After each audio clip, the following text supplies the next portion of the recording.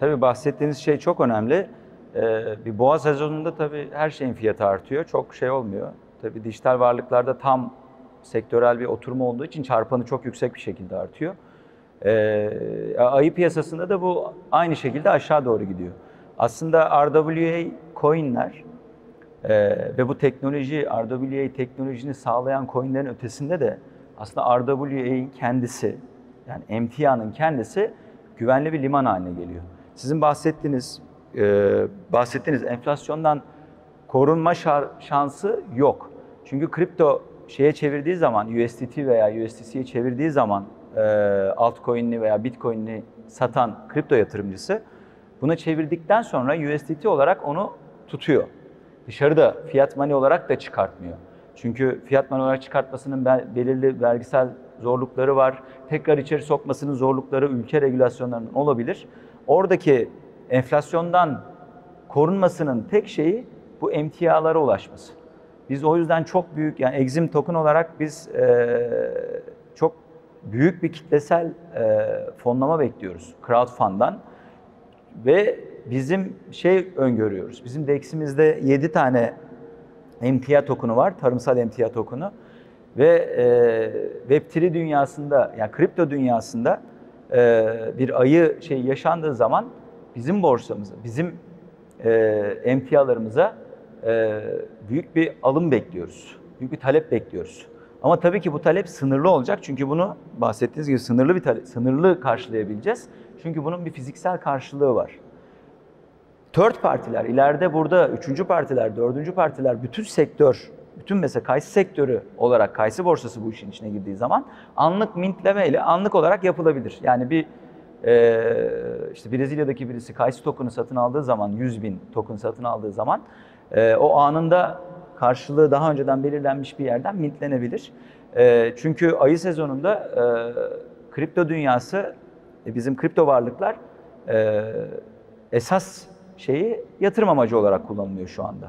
Projeler arka planda yoğun bir şekilde çalışıyor ama bu projelerin işte öne çıkmasına bir iki yıl daha var. Bazıları öne çıktı. Metaverse'de gerçekleşti bu. Gaming'de gerçekleşti. DeFi'de gerçekleşiyor gibi RWA'de de bu gelecek zaten. Bu gerçek varlıklar öne çıktığı zaman kripto dünyasındaki bir çalkalanma ve belirli yukarı aşağı doğru gelişler bu tarafa doğru bir ilgiyi artıracak. Kakao geçen sene 6x yaptı mesela. Hani bu 6x yaparken Bitcoin geçen sene %46 galiba değer kaybetmiş olması lazım. Geçen seneki, yani belirli zaman alan 12 ayda. Şimdi bunu düşündüğüm zaman 12x aslında. Yani Bitcoin'i satıp kakao alan, hatta arada kakaoyu satıp hiçbir şekilde kripto varlığından çıkmadan, fiat money'e geçmeden kahveyi satıp, buğday alan, buğdayı satıp fındık alan, ardından da oradan da parasını Ethereum'a bağlayan bir kripto yatırımcısı, aslında istediğimiz şey bu. Belki bu 16 milyarı da geçecek. Yani coin market belki 100 milyarı bulacak bu şekilde. Biz ne kadar çok emtiayı içeride yapabilirsek, tabii Muhammed Beylerin yaptığı daha çok gayrimenkul ve menkul üzerine. Bizimkiler daha çok, yani biz Exim Token olarak emtia ve dönen varlıkları, zaten currency olan varlıkları çevirmeye çalışıyoruz.